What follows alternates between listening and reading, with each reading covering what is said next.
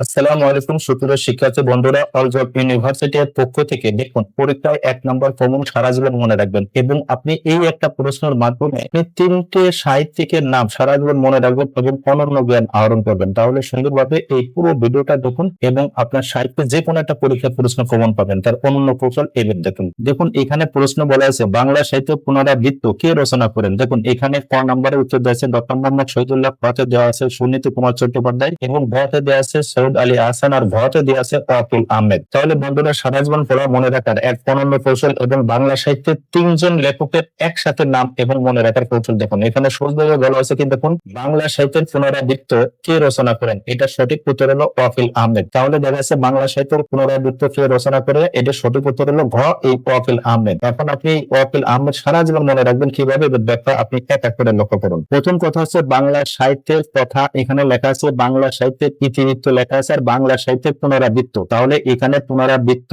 এখানে ইতিবৃত্ত আর এখানে কথা। সুতরাং যখন বাংলা সাহিত্যের কথা হবে তখন এটা 100% ডক্টর মোহাম্মদ শহীদুল্লাহ, এটা উত্তর হবে। আর যখন এখানে বাংলা সাহিত্যের ইতিবৃত্ত হবে তখন এটা লেখছে যৌথভাবে 2 জন লেখক। 1 নম্বরে লেখছে মোহাম্মদ আব্দুল হাই এবং 6 নম্বরে লেখছে সৈয়দ আলী আহসান। আর বাংলা সাহিত্যে যখন পুনরাবৃত্ত হবে তখন এটা হলো ওয়াকিল আহমেদ। এই ওয়াকিল আহমেদ পুনরাবৃত্ত মনে রাখার এই দেখুন পড়া সারা জীবন মনে রাখার কৌশল। এখানে মূল কথাটা হলো কি, তাহলে এই বাংলা সাহিত্যের এই কথা শেষ কথা হলো এখানে কথা, এখানে ইতিবৃত্ত আর এখানে পুনরাবৃত্ত। তার মানে এখানে মূল কথা আছে এই পুনরাবৃত্ত। এই বৃত্তটা দেখুন কোন ব্যক্তির নামের সাথে একটু সম্পৃক্ত আছে, এখানে ব্যাখ্যাটা সুন্দরভাবে করা আছে। দেখুন উত্তর হলো ওয়াকিল। এই ওয়াকিলকে যদি একটু ভাঙ্গে ফর্মাল রূপে রাখা হয় তাহলে হয় অকিল, অকিল থেকে হয়ে গেল কি উকিল। তাহলে এই পুনরাবৃত্ত সম্পর্কে একটু সম্পৃক্ত আছে তার উকিল। এদের উকিলকে কিভাবে দেখুন, উকিলরা বা উকিল মামলাটি কি করে, এই যে বারবার কি করে পুনরাবৃত্ত করো, তার মানে একই মামলা বারবার চালায়, অর্থাৎ কোর্টে একই মামলা কি হয় বারবার পুনরাবৃত্ত হয়, মানে বারবার হয়। তাহলে যখন বাংলা সাহিত্যের পুনরাবৃত্ত আসবে তখন সঠিক উত্তর হবে ওয়াকিল আহমেদ। ওয়াকিল থেকে উকিল মনে রাখবেন, তাহলে বারবার পুনরাবৃত্ত মনে রাখবেন। আর যখন ইতিবৃত্ত হবে তখন মনে রাখবেন মোহাম্মদ আব্দুল হাই এবং সৈয়দ আলী আহসান।